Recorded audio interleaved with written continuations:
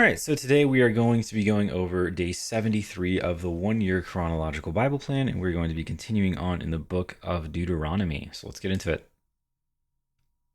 Deuteronomy 6. Love the Lord your God.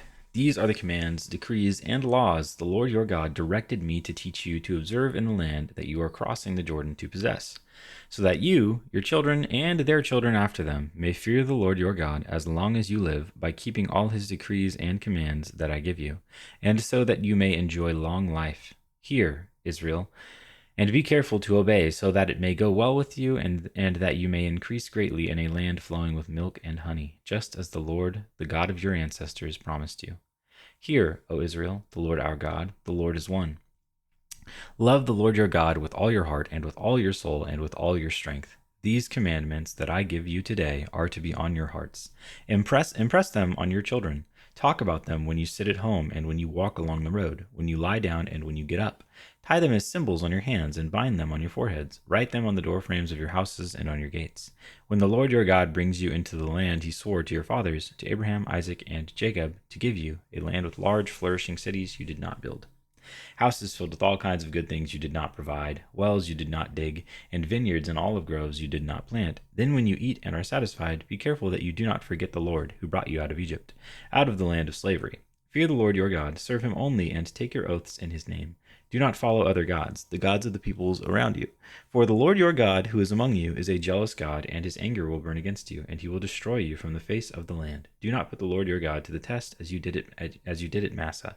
Be sure to keep the commands of the Lord your God, and the stipulations and decrees he has given you. Do what is right and good in the Lord's sight, so that it may go well with you, and you may go in and take over the good land the Lord promised on oath to your ancestors, thrusting out all your enemies before you, as the Lord said. In the future, when your son asks you, what is the meaning of the stipulations, decrees, and laws the Lord our God has commanded you, tell him, we were slaves of Pharaoh in Egypt, but the Lord brought us out of Egypt with a mighty hand. Before our eyes, the Lord sent signs and wonders, great and terrible, on Egypt and Pharaoh and his whole household. But he brought us out. He brought us out from there to bring us in, and give us the land he promised on oath to our ancestors. The Lord commanded us to obey all these decrees and to fear the Lord our God, so that we might always prosper and be kept alive, as is the case today.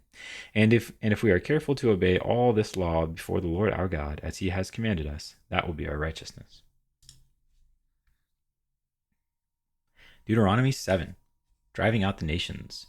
When the Lord your God brings you into the land you are entering to possess, and drives out before you many nations, the Hittites, Girgashites, Amorites, Canaanites, Perizzites, Hivites, and Jebusites, 7 nations larger and stronger than you, and when the Lord your God has delivered them over to you, and you have defeated them, then you must destroy them totally.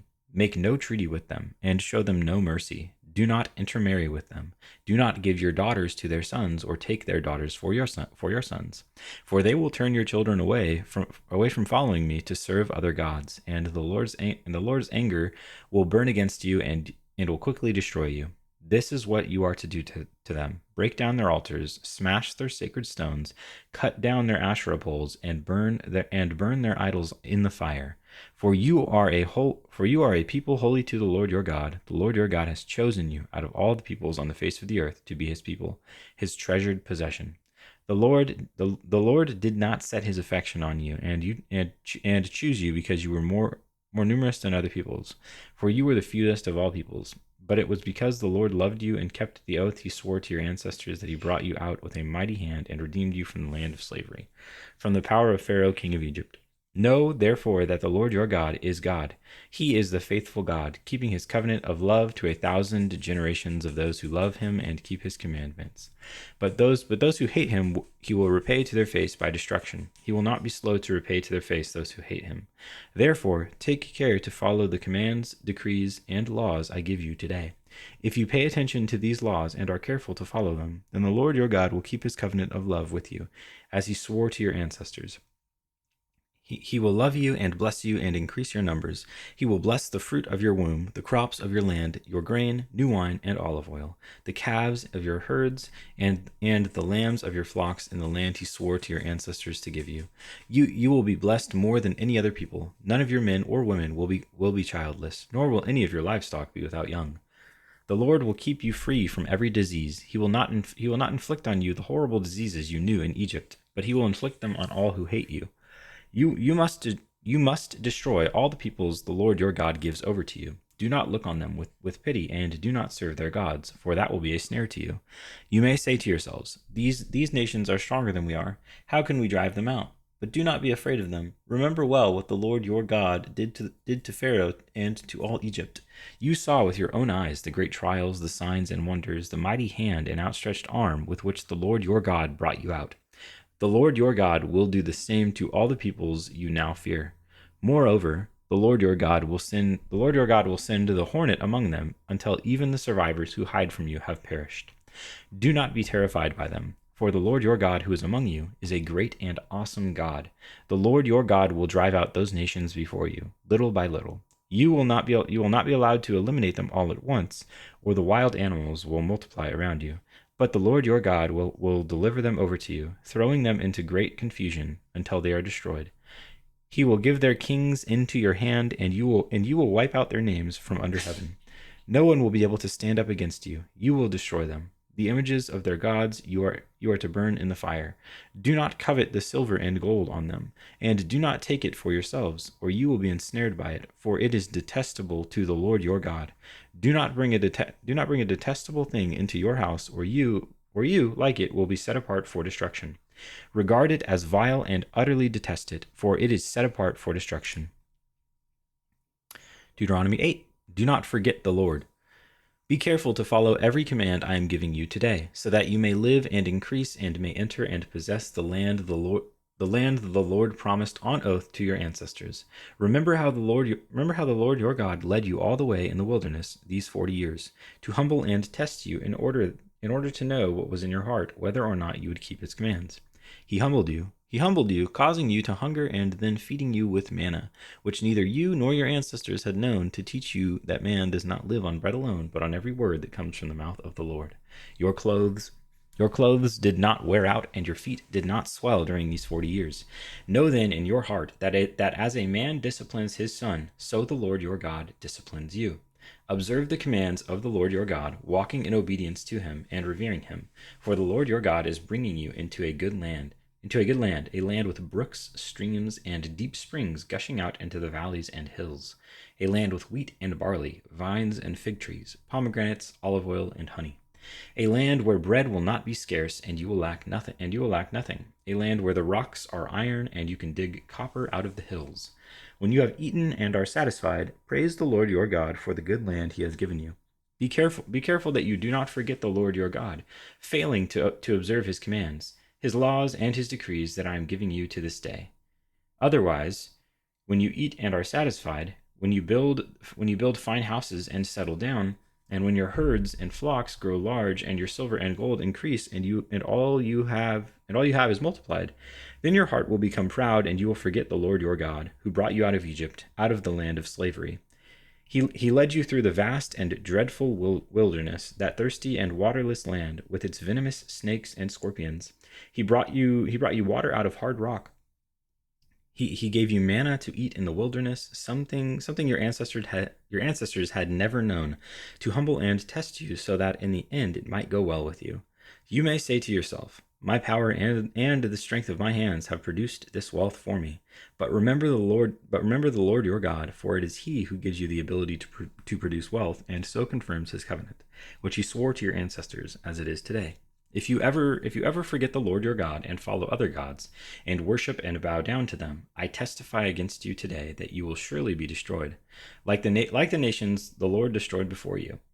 So you will be destroyed for not obeying the Lord your God. Deuteronomy 9. No, not because of Israel's righteousness. Hear, Israel, you are now about to cross the Jordan to go in and dispossess nations greater and stronger than you, with large cities that have walls up to the sky. The people are strong and tall, Anakites. You know about them and have heard it said, who can stand up against the Anakites? But be assured today that the Lord your God is the one who goes across ahead of you like a devouring fire. He will destroy them. He will subdue them before you, and you will drive them out and annihilate them quickly, as the Lord has promised you. After the Lord your God has driven them out before you, do not say to yourself, the Lord has brought me here to take possession of this land because of my righteousness. No, it is on account of the wickedness of these nations that the Lord is going to drive them out before you. It is not because of your righteousness or your integrity that you are going in to take possession of their land, but on account of the wickedness of these nations. The Lord your God will drive them out before you to accomplish what he swore to your fathers, to Abraham, Isaac, and Jacob. Understand then that it is not because of your righteousness that the Lord your God is giving you this good land to possess, for you are a stiff-necked people. The golden calf. Remember this and never forget how you aroused the anger of the Lord your God in the wilderness. From the day you left Egypt until you arrived here, you have been rebellious against the Lord. At Horeb you aroused the Lord's wrath so that he was angry enough to destroy you. When I went up on the mountain to receive the tablets of stone, the tablets of the covenant that the Lord has made with you, I stayed on the mountain 40 days and 40 nights. I ate no bread and drank no water. The Lord gave me 2 stone tablets inscribed by the finger of God. On them were all the commandments the Lord proclaimed to you on the mountain out of the fire on the day of the assembly. At the end of the 40 days and 40 nights, the Lord gave me the 2 stone tablets, the tablets of the covenant. Then the Lord told me, "Go down from here at once, because your people whom you brought out of Egypt have become corrupt. They have turned away quickly from what I commanded them, and have made an idol for themselves." And the Lord said to me, "I have seen this people, and they are a stiff-necked people indeed. Let me alone, so that I may destroy them and blot out their name from under heaven, and I will make you into a nation stronger and more numerous than they." So I turned and went down from the mountain while it was ablaze with fire, and the 2 tablets of the covenant were in my hands. When I looked, I saw that you had sinned against the Lord your God. You had made for yourselves an idol cast in the shape of a calf. You had turned aside quickly from the way that the Lord had commanded you. So I took the 2 tablets and threw them out of my hands, breaking them to pieces before your eyes. Then once again I fell prostrate before the Lord for 40 days and 40 nights.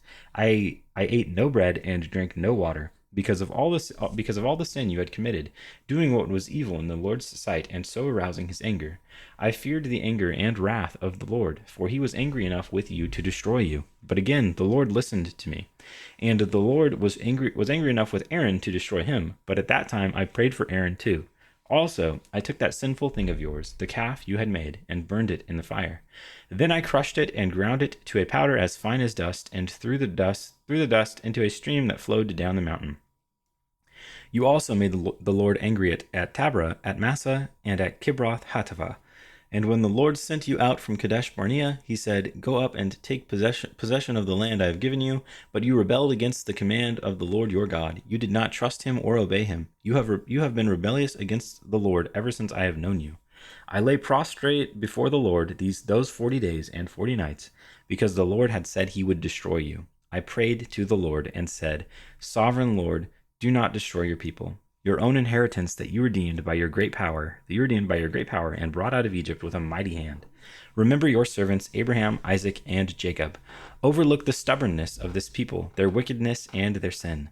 Otherwise, the country from which you brought us will say, because the Lord was not able to take them into the land he had promised to them, and because he hated them, he brought them out to put them to death in the wilderness.